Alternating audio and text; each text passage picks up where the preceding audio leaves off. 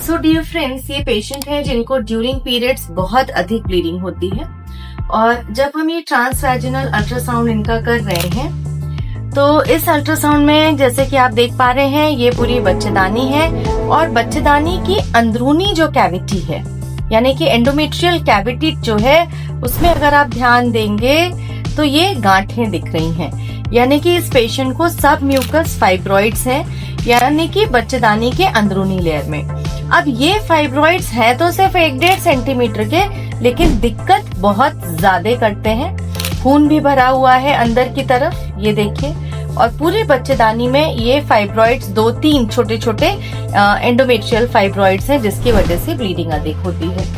तो इन फाइब्रॉइड्स के केस में अगर हमको सर्जरी करनी है तो हम सिर्फ हिस्ट्रोस्कोपी द्वारा ही ये सर्जरी कर लेंगे।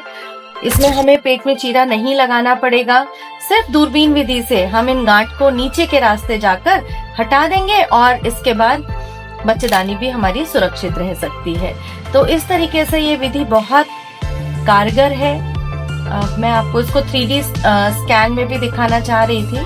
तो ये 3D अल्ट्रासाउंड में जैसा कि आप ये देख पा रहे होंगे, तो ये 3D अल्ट्रासाउंड में भी हम ये देख पा रहे हैं कि बच्चेदानी के अंदरूनी एंडोमेट्रियल लेयर पे ये गांठ है। तो ये गांठ आज बहुत आसानी से हम हटा सकते हैं।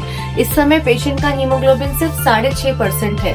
तो ये होती तो बड़ी छोटी छोटी गांठें हैं बट दिक्कत बहुत ज्यादा करती है और ट्रीटमेंट भी उसका उतना ही सिंपल है। सुबह एडमिट करके शाम को पेशेंट को डिस्चार्ज कर सकते हैं। सो सेव यूट्रस, सेव फेमिनिटी। गांठों से घबराना नहीं है, ब्लीडिंग से घबराना नहीं है।